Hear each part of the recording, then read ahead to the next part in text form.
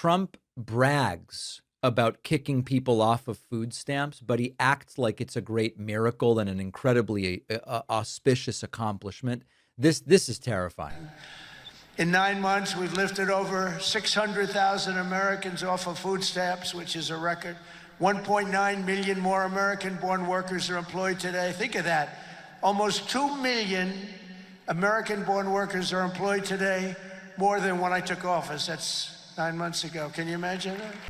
Dude, cutting off their food stamps isn't really lifting them. Lifting them would be going to some of these corporations that pay such shitty wages that despite being employed full time, you still need and qualify for food stamps, and saying to them, how about paying your employees a fair wage?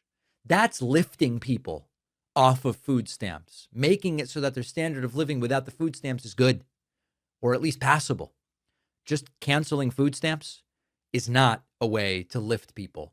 And by the way, I don't want to digress too much, but if you'll allow me, one of the aspects of this, there with these MAGAs, there's always some big thing that's missing from the conversation. I'm going to give you an analogy. This is an example, one of my famous analogies. With the Epstein stuff, who are the perpetrators? Who's in the files?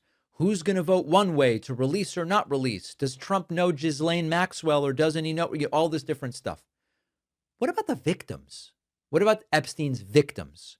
The Epstein victims, who really should be at the center of this story, given especially the notoriety of some of the alleged victimizers. But the victims are basically missing. You know, Ro Khanna and Thomas Massey did a press conference with some of them, and we're hoping to actually talk to a victim or two on the show. But the victims are sort of missing from the conversation. They're so important. With food stamps, all of this discussion about who qualifies, how much do you get? It's $2 per meal per day. The average benefit's a couple $100 a month. People are living large by having, popping out kids to get more food stamps. All of this nonsense. Fine. There's a debate. There's a discussion to be had about what should the limits be on food stamps, all of that. What about the fact that in one of the richest countries in the world, most of the people on food stamps work, and yet they still qualify for food stamps because their wages are not living wages? That is the missing piece that I'm going to make an effort. And to the extent that I haven't done it, I apologize. I throw myself at your mercy.